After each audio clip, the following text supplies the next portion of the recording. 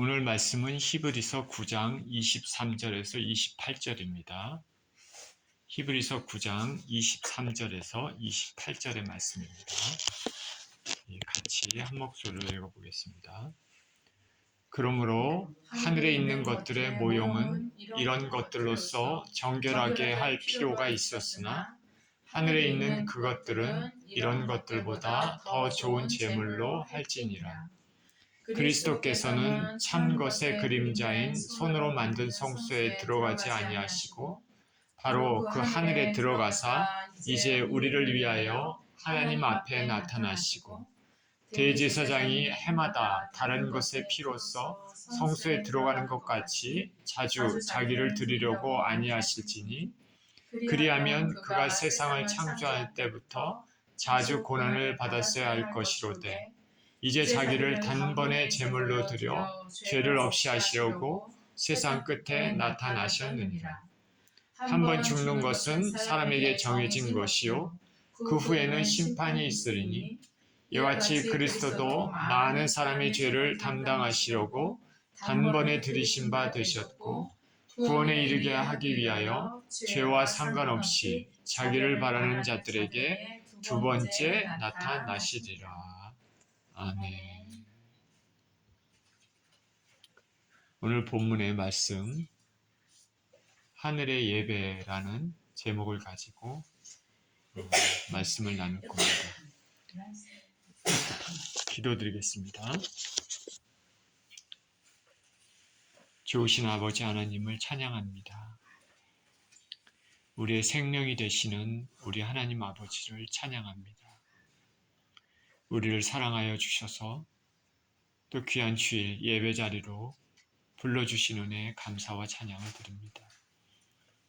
주님 말씀을 통하여서 생명의 진리를 우리가 배우고 깨닫고 또 그 진리를 통하여서 우리 삶이 하나님 앞에 더 많이 나아갈 수 있는 삶이 되고 주님께 영광 드리는 그런 귀한 삶이 되도록 축복하여 주옵소서. 말씀을 통하여서 하나님만이 영광 받으시는 시간 되게 하여 주옵소서. 우리 주 예수 그리스도 이름으로 기도합니다. 아멘. 하늘의 예배, Heavenly Worship. 오늘 읽은 히브리서 9장은 옛 언약의 제사와 새 언약의 제사를 비교하고 있습니다. 옛 언약의 제사는 모세를 통해 주신 율법의 기초에서 행해졌지만은 새 언약의 제사는 하나님의 아들이 직접 속죄의 피를 흘려 드려졌습니다. 옛 언약의 제사는 이 땅의 제사이지만 새 언약의 제사는 하늘의 제사입니다. 옛 언약은 하늘의 제사의 모형, 즉 그림자라 할 수 있습니다. 그렇기 때문에 실제인 새 언약, 즉 예수 그리스도의 피를 통한 제사가 드려지면 더 이상의 옛 언약의 제사는 구속력이 없게 되는 것입니다. 인간에 의해 유지되는 이 땅의 어떠한 제도도 결코 완벽하지 않습니다. 인간이 만든 제도는 완벽하지 않습니다. 완벽했다면 지금같이 고통과 괴로움과 혼란과 전쟁이 있을 수가 없는 것이죠. 이 땅의 삶은 영원한 삶의 그림자입니다. 그러니 이 땅에서의 삶은 영원한 삶을 준비하기 위한 과정의 삶이라 할 수 있습니다. 명심하십시오. 이 땅의 삶은 영원한 삶을 준비하기 위한 과정, 그런 삶이라는 것입니다. 오늘 본문을 통해 주님께서 주시는 메시지가 무엇인지 생각해 보도록 하겠습니다. 23절은 이렇게 시작합니다. 그러므로 하늘에 있는 것들의 모형은 이런 것들로서 정결하게 할 필요가 있었으나 하늘에 있는 그것들은 이런 것들보다 더 좋은 제물로 할지니라. 9장에 지금 23절부터 읽었는데 9장의 그 앞부분에는 구약의 제사에 대한 내용들이 나와 있습니다. 어떻게 제사를 드렸고 어떤 제사를 드리기 위한 어떤 성막의 기구들이 있고 그런 것들에 대한 내용이 전반부에 나와 있습니다. 그래서 오늘 23절 시작되는 게 그러므로 하늘에 있는 것들의 모형은 이런 것들로서 정결하게 할 필요가 있었으나 하늘에 있는 그것들은 이런 것들보다 더 좋은 제물로 할지니라 라고 시작합니다. 예수께서 오시기 전에는 죄를 씻기 위해서 동물의 피를 사용해서 제사를 드렸습니다. 하나님께서는 인간이 참으로 연약하고 죄 많은 인생들이라는 것을 아시기 때문에 우리를 용납해 주시기 위해서 이런 방법을 허용을 하셨습니다. 구약의 모세를 통해 하나님께서 주신 방법은 죄를 지었을 때 그에 대한 대가를 치르기 위해 동물을 잡고 그 피를 제단에 뿌림으로써 동물이 죄를 지은 사람을 대신해서 죽게 하셨습니다. 그래서 회막에서 제사를 드릴 때 소나 양의 머리에 그 죄인이 직접 안수를 합니다. 그래서 제사를 드리는 자신과 동물을 일치시킵니다. 그리고 자신 대신에 동물을 죽여서 피를 뿌림으로써 죄를 지은 자신이 피를 흘려 죽어야 될 것을 대신한 것입니다.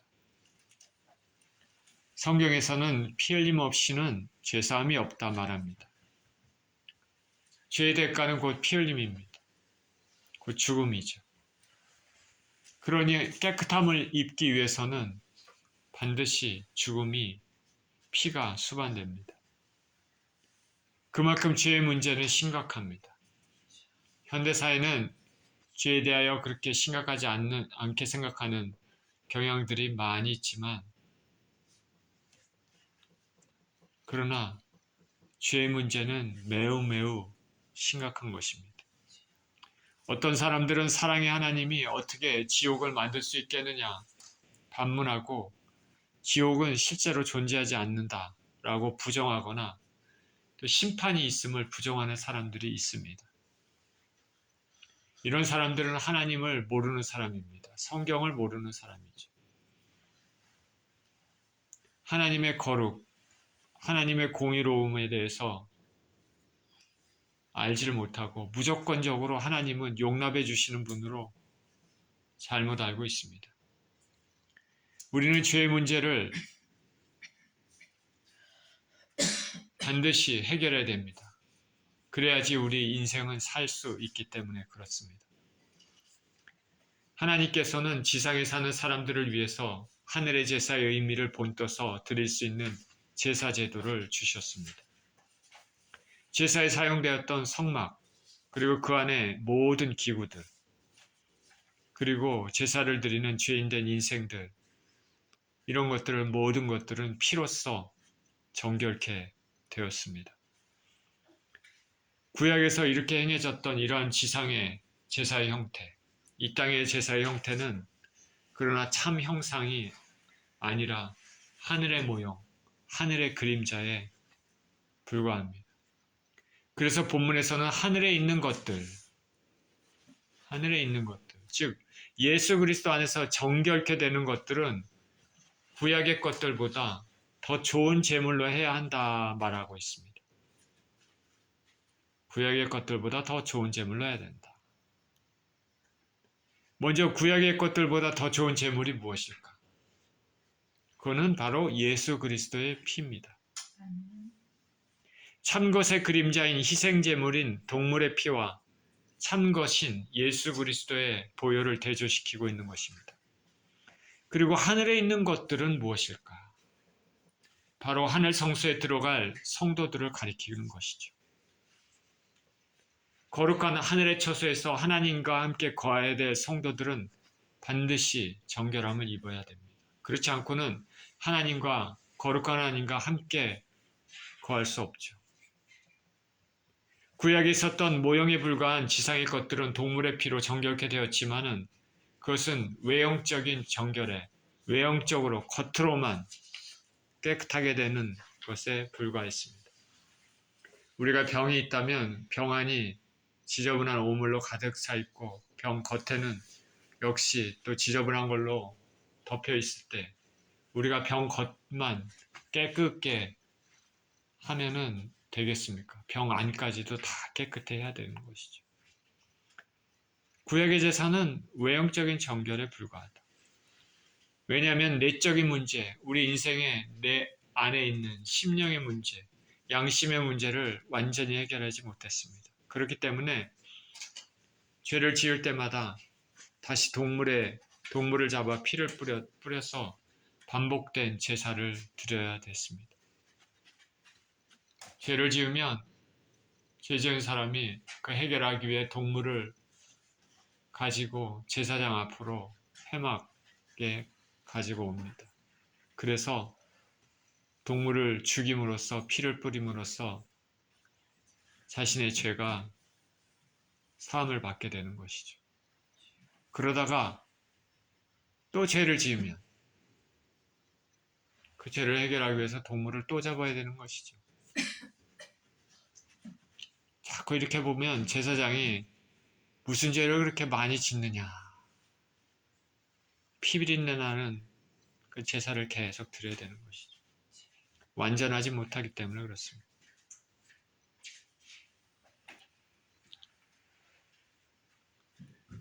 그러나 하늘에 있는 것들은 즉 영원히 거룩해졌던 성도들은 더 좋은 재물, 이 외적인 문제 아니라 내적인 문제까지도 깨끗게 하는 것으로 해야 됐습니다. 이것이 바로 예수 그리스도의 피를 통한 영적이고 내적인 양심까지도 정결케 하는 것입니다. 이렇게 해야 되는 이유는 우리들은 바로 하나님이 거하시는 성전이기 때문에 그런 것입니다. 24절입니다.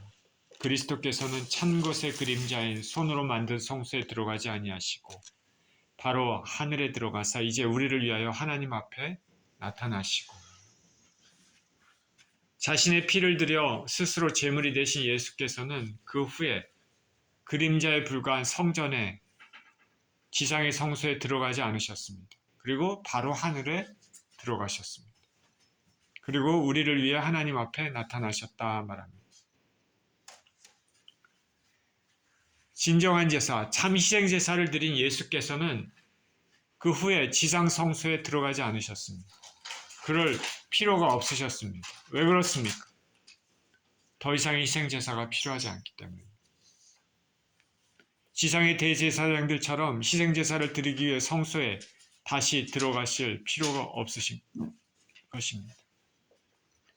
반대로 이제 예수님은 속죄를 위한 모든 것을 다 마치셨기 때문에 하늘의 성소, 하나님 앞에 나아가서 죄인인 우리들을 위해서 이제는 중보하시는 것입니다. 대속사역은 대속을 위한 피는 이미 흘리셨습니다. 이제 그 피를 기반으로, 그 죽음을 기반으로 우리를 위해 중보하시죠. 예수님은 모세를 통해 주신 이 땅의 희생제사를 완성하심으로써 사람의 손으로 만든 지성소를 통하지 않고 곧바로 자신의 피로 하늘 아버지 앞으로 나가서 우리의 제사장으로 중보하고 있으십니다. 여러분, 지금 우리 주 예수 그리스도께서는 우리들을 위해서, 택하신 자녀들을 위해서 아버지 하나님 앞에서 중보하고 계신다는 것에 감사하시기를 바랍니다. 이 땅에 살면서 무슨 어려운 일이 생겼을 때 우리를 대신해서 우리 대신 싸우는 변호사가 필요한 것처럼 무엇보다도 영원한 생명의 문제, 우리의 구원의 문제에 대해서 우리 대신 우리를 위해서 애쓰시는 예수님이 계신다는 것에 감사해야 할 것입니다.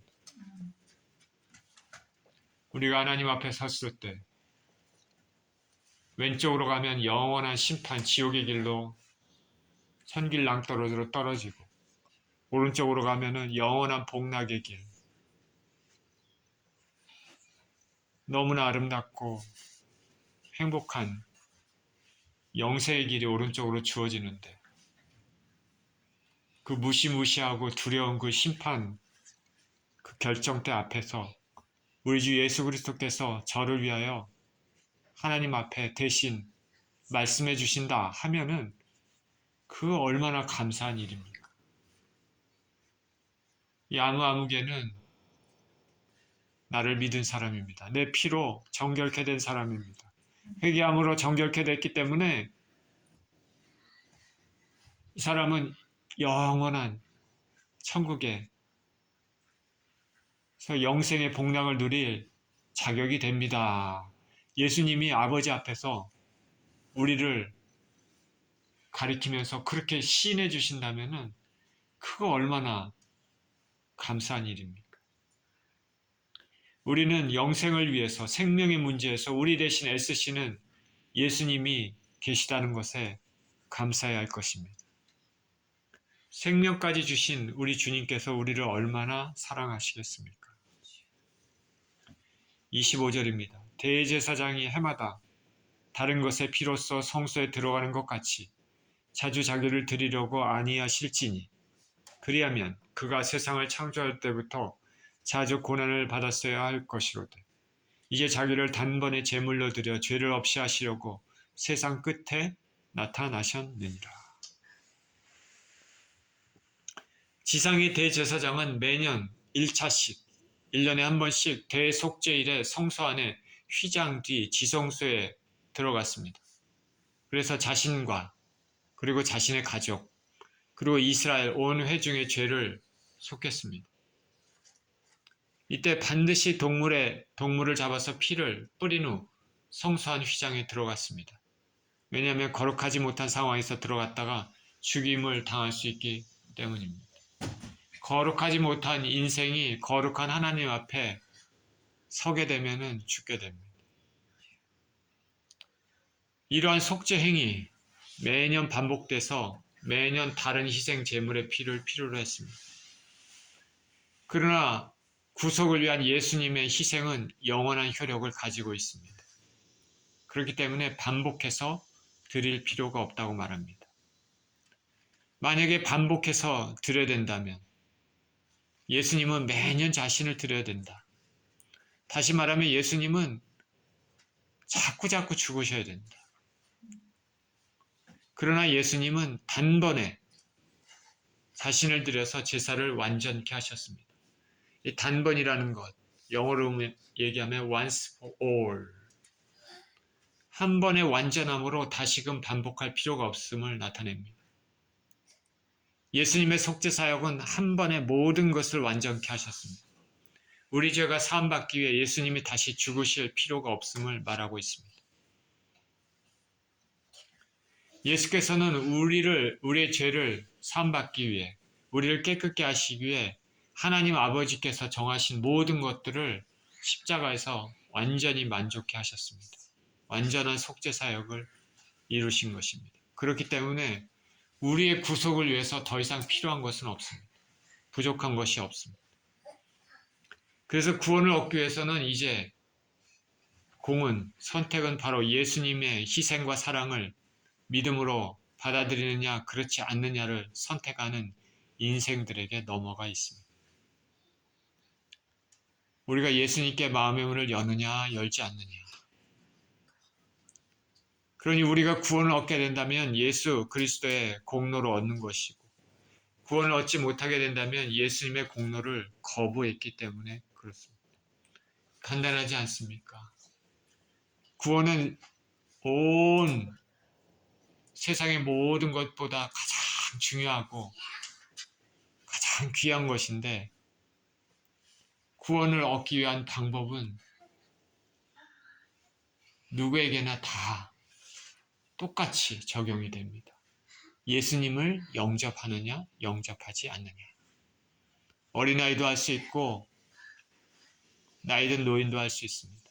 무식한 사람도 할 수 있고 유식한 사람도 할 수 있습니다. 가난한 자도 할 수 있고 부자도 할 수 있습니다. 모두에게 공평하게 기회가 주어졌습니다. 예수님께 마음의 문을 여느냐 열지 않느냐. 그래서 우리가 예수님을 택해서 구원을 얻게 된다면 바로 그 예수 그리스도의 피의 공로로 우리가 구원을 얻게 되는 것이고, 만약에 구원을 얻게 되지 못한다면 우리 스스로 예수님의 공로를 거부했기 때문입니다.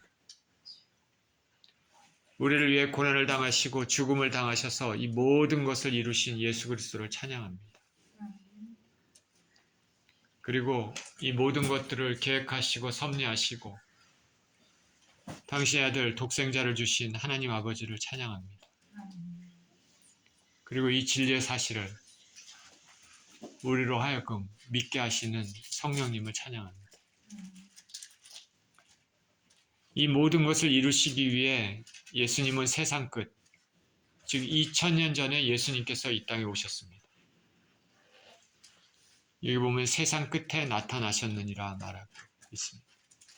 단번에 제물로 드려 죄를 없이 하시려고 세상 끝에 나타나셨느니라. 2000년 전에 예수님께서 이 땅에 오셨습니다. 여기 세상 끝이라고 얘기합니다. 히브리서 기자는 2000년 전을 세상 끝이라 말합니다.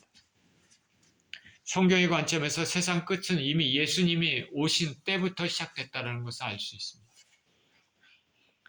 그리고 예수님이 오셔서 십자가에 죽으시고 부활하시고 승천하신 그 이후에는 언제든 예수님께서 다시 오셔서 인간의 역사를 끝낼 수 있다는 것을 의미한다고 보시면 됩니다. 우리는 지금 2024년에 살고 있는 지금인데 지금이 바로 세상 끝이죠. 2000년 전이 세상 끝이라고 하면 지금은 세상의 끝의 끝이라고 할 수 있겠습니다. 우리는 예수님의 다시 오심에 대비해야 됩니다. 그때는 희생제사를 위해 죄를 속하기 위해 오시는 것이 아니라 세상의 악을 심판하기 위해 심판주로 오실 것입니다. 저는 오늘 본문의 말씀, 예수님이 자주 고난을 받으신다는 말씀, 자주 고난을 받았어야 할 것이로다 이래 말하고 있지 않습니까? 그리하면 그가 세상이 창조한 때부터 자주 고난을 받았어야 할 것이로다. 이것에 대해서 생각해 보았습니다. 이것은 예수 그리스도를 십자가에 다시 못 박는 것을 의미합니다.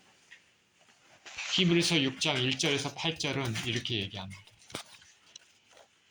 히브리서 6장 1절에서 8절은 이렇게 얘기합니다. 그러므로 우리가 그리스도의 도의 처벌을 버리고 죽은 행실을 회개함과 하나님에 대한 신앙과 세례들과 안수와 죽은 자의 부활과 영원한 심판에 관한 교훈의 털을 다시 닦지 말고 완전한 대로 나아갈지니라. 하나님께서 허락하시면 우리가 이것을 하리라. 한번 빛을 받고 하늘의 은사를 맛보고 성령에 참여한 바 되고 하나님의 선한 말씀과 내세의 능력을 맛보고도 타락한 자들은 다시 새롭게 하여 회개하게 할 수가 없나니 이는 그들이 하나님의 아들을 다시 십자가에 못 박아 드러내놓고 욕되게 함이라. 땅이 그 위에 자주 내리는 비를 흡수하여 밭 가는 자들이 쓰기에 합당한 채소를 내면 하나님께 복을 받고 만일 가시왕건키를 내면 버림을 당하고 저주함에 가까워 그 마지막은 불사름이 되리라. 여기 하나님의 아들을 다시 십자가에 못 박아 드러내놓고 욕되게 함이라라는 말을 하고 있습니다. 예수님의 희생제사는 다시 반복할 필요가 없지만은 우리가 예수님을 믿고 나서 믿는 자들이 살아야 될 그 합당한 삶이 아니라 계속돼서 죄의 습성 가지고 고의적으로 반복된 죄를 계속 짓거나 예수님을 향한 믿음을 아예 포기하거나 혹은 다른 신앙 혹은 이단에 빠지는 것들, 이것은 예수님을 다시금 십자가에 못 박는 일이라 할 수 있습니다. 이것은 예수님의 속죄사역을 멸시하는 것이고 계속적으로 하나님을 고통스럽게 하는 것입니다. 이것은 계속해서 예수님을 십자가에 다시 못 박게 하는 것이죠. 하나님의 백성이라면 진정 이런 삶을 살아야서는 안 됩니다. 진정 하나님 백성은 이렇게 살 수는 없죠. 예수님을 다시 십자가에 못 박내기는 결국 그 마지막에 불사름이 됩니다. 우리가 사람에게 욕을 끼치면 그에 대한 대가를 치르는 것이 일반적인데 하물며 세상의 주관자, 창조자 되신 분을 모욕하는 것은 우리에게 생명까지도 죽음까지도 주신 그 은혜를 계속해서 모독하는 것은 무서운 대가를 치를 수밖에 없는 것이죠. 27절에 한 번 죽는 것은 사람에게 정하신 것이요 정해진 것이요 그 후에는 심판이 있으리니 라고 말합니다. 한 번 죽는 것은 사람에게 정해졌습니다. 누구도 부인할 수 없는 것은 인생은 결국 다 죽고 흙으로 돌아간다는 것입니다. 하나님께서 이렇게 정하셨다. 하나님이 정하셨습니다. 이것이 인간의 존재고 인간이 얼마나 약한가 피조물에 불과하다는 것을 깨닫게 합니다. 죽음의 존재는 결국 하나님에게 우리에게 절대자 하나님이 계시고 겸손히 우리는 이 땅에서 하나님 의지하며 하나님 뜻대로 살아야 하는 존재임을 알게 해줍니다. 혈기왕성한 청년의 때가 영원한 것 같아도 결국 나이 들어 힘이 빠지고 병이 들고 하면 자신의 기백은 다 사라지게 됐습니다. 지금 사회적으로 잘 나간다고 해도 세상 권력과 명예를 쥐고 있다고 해도 많은 부를 소유하고 있다고 해도 이것은 오래가지 않습니다. 이것은 여담이지만은 우리 한국의 과거에 김두한이라는 사람이 있습니다. 주먹으로 사람들을 다 평정했다. 누구하고도 싸워서 지지 못, 다 이겼다 하지만 그 사람도 결국에는 간단한 당뇨 같은 병으로 그냥 맥없이 쓰러진 것이죠. 인간 아무것도 아닙니다. 자기 힘 자랑할 필요 없습니다. 최근에 제 아내와 함께 어떤 자매님을 만났는데 그분의 남편이 암이 걸려서 고생하고 있다고 합니다. 병을 치료하기 위해 많은 돈을 들였겠죠. 그 때문에 그분의 말로는 민가게 하나를 다 날려버렸다 합니다. 돈도 잃어버리는 건 순식간입니다. 우리 인생들은 겸손해야 됩니다. 끝이 있음을 알고 살아야 됩니다.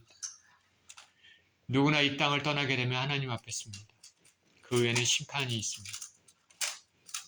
심판은 이 땅을 어떻게 살았는가에 따라 판결에 달라집니다.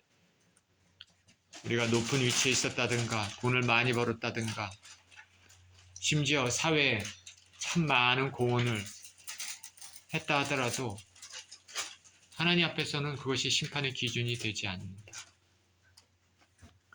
오직 심판의 기준은 뭐냐? 그 영혼이 하늘나라에 합당한 거룩한 영혼인가 아닌가? 죄의 문제를 해결받았는가 아닌가? 거룩하신 하나님 아버지와 함께 살 천국에는 때 묻은 영혼들은 들어갈 수 없고 오직 거룩한 영혼들만 들어갈 수 있기 때문에 그렇습니다. 누가 거룩한 영혼이 되겠습니까? 오직 예수 그리스도의 피로 씻김받은 영혼들입니다. 비록 인간적인 죄를 이 땅에서 지었을지라도 예수님의 보혈에 진정으로 감사하고 회개하고 그 공로를 의지하고 받아들이면 하나님 아버지께서는 죄 묻은 모습을 예수님의 보혈이라는 렌즈를 통해서 보시게 되는 것이죠. 그 보혈이라는 렌즈를 통해서 보면 죄가 깨끗이 덮임을 받고 씻김을 받고 죄가 없는 것처럼 의인으로 하나님께서는 인정해 주시는 것입니다. 참으로 놀라운 은혜입니다. 하나님께서는 우리를 살리시기 위해 이런 방법을 정하셨습니다. 죄 많은 인생들은 자신의 힘으로 스스로 하나님을 기쁘시게 할 수도 없고 하나님을 찾지도 않고 죄의 문제도 해결할 수 없기 때문에 하나님께서 선수 죄사함의 길을 활짝 열으신 것입니다.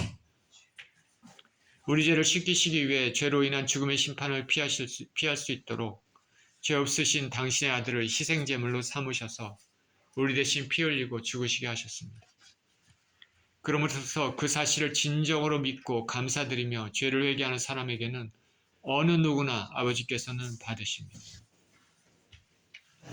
우리가 이 땅을 떠나 하나님 앞에 설 때 우리 주 예수 그리스도께서는 우리 중보자 되시고 변호사 되셔서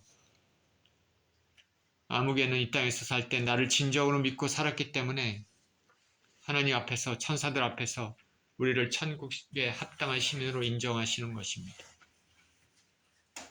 얼마나 감사한 일입니까? 이것이 우리가 하나님께 예수님께 드려야 될 최고의 감사가 될 줄 믿습니다. 그러나 이 주님의 은혜 선물을 무시하는 사람들, 경시하는 사람들에게는 예수님의 피의 공로가 적용되지 않습니다. 스스로 하나님의 선물을 차버린 것입니다. 결국은 불사름이 됩니다. 요한복음 15장 6절에 사람이 내 안에 거하지 아니하면 가지처럼 밖에 버리워 말라지나니 사람들이 이것을 모아다가 불에 던져 사르느니라. 예수님을 믿으며 예수님 안에 거하지 않는 사람들의 결국은 이렇게 됩니다. 그러니 우리는 결국 이 땅을 떠날 때 모두 하나님 앞에 설 수밖에 없는 인생을 깨닫고 경건하게 예수님 믿으며 살아야 될 것입니다. 28절입니다. 이와 같이 그리스도도 많은 사람의 죄를 담당하시려고 단번에 들이신 바 되셨고 구원에 이르게 하기 위하여 죄와 상관없이 자기를 바라는 자들에게 두 번째 나타나시리라. 자, 이 말씀은 대속죄일에 대제사장이 온 회중의 죄를 속하기 위해서 지성소로 들어오는 것과 연결이 됩니다. 1년에 한 번 속죄일에 대제사장은 동물의 피를 뿌려 자신을 정결하게 한 후에 둘째 휘장, 곧 지성소 앞에 휘장으로 들어갔습니다. 그 둘째 휘장, 지성소 앞에 그 휘장 안에는 뭐가 있습니까? 언약궤가 있습니다. 그리고 그 언약궤 뚜껑이 있습니다. 속죄소라고 하는 뚜껑입니다. 시은자라고 얘기도 하죠. mercy seat입니다. 긍휼의 자리죠. 하나님이 계신 자리입니다. 그곳에서 하나님과 독대하는 시간을 대제사장은 가졌습니다. 1년에 1차씩. 이때 백성들은 근심 가운데 대제사장이 직무를 마치고 지성소에서 나오기를 밖에서 기다렸습니다. 근데 만약 시간이 지났는데도 대제사장이 속죄소에서 나오지 못하면 무엇인가 일이 잘못된 것을 깨닫게 됩니다. 이런 경우는 대제사장이 하나님 앞에서 죽임을 당한 것이기 때문에 대제사장 자신뿐 아니라 백성의 죄도 속함받지 못하게 되는 것을 알게 됩니다. 그러나 직무를 무사히 마치고 성소에서 나오게 되면 백성들은 대제사장이 드린 속죄제를 하나님께서 받으셨음을 확신하게 됐습니다. 그래서 죄를 속함받게 된다는 것을 확신하게 된 것이죠. 기쁨의 순간이죠. 이것은 예수께서 하늘 성소에 들어가셔서 백성을 위해서 하나님 앞에 나타나셨다가 자신을 기대하는 자들을 위하여 두 번째 이 땅에 나타나시는 재림하시는 것과 대응이 되는 것입니다. 옛 언약의 대제사장들이 속죄자의 피를 가지고 지성소에 들어간 것과 마찬가지로 예수님께서는 십자가의 죽음을 통해 백성들 죄를 완전히 제거하시고 이제 하나님 존전에서 중보사역을 행하시고 계십니다.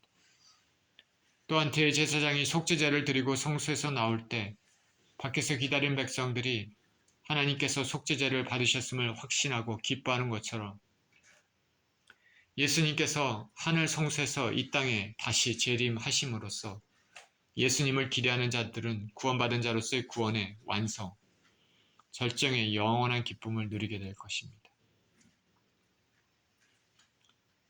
그러니 여러분들은 이스라엘 백성들이 성소 밖에서 대제사장이 나오기를 간절히 기대했던 것처럼 우리 주님께서 하늘의 성소에서 다시 우리에게 이 땅의 지상에 강림하시는 것을 간절히 기대하고 있습니까? 그래서 그 순간에 우리 구원의 완성, 절정을 기대하고 계십니까?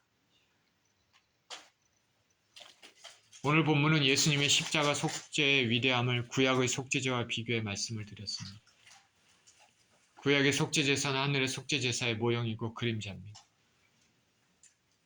속죄제사의 원형이 예수님의 십자가의 죽음은 단번에 드린 희생제사고 인간의 내적 외적 모든 것들을 정결케 하신 사건이었습니다.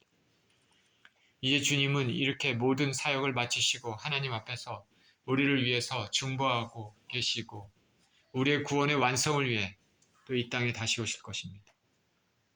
그때는 어떤 환경 가운데도 하나님 아들이시며 대제사장인 예수님을 간절히 기다리면서 믿음을 지킨 성도들을 심판해서 영원히 구원하실 것입니다. 주님의 십자가의 공로를 배척하는 어리석은 인생이 되지 말고 영원한 구원의 소망을 붙잡고 주님의 재림을 기다리는 인생을 살아야 될 것입니다. 이러한 삶을 사시는 저와 여러분 모두 되시기를 예수 그리스도 이름으로 축원드립니다. 기도합니다.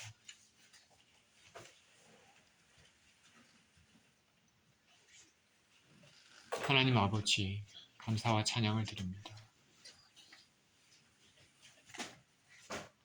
하늘의 참제사를 드리기 위하여 이 땅에 오셔서 선수 희생 제물이 되시고 피를 흘려 우리 모든 죄를 속하시고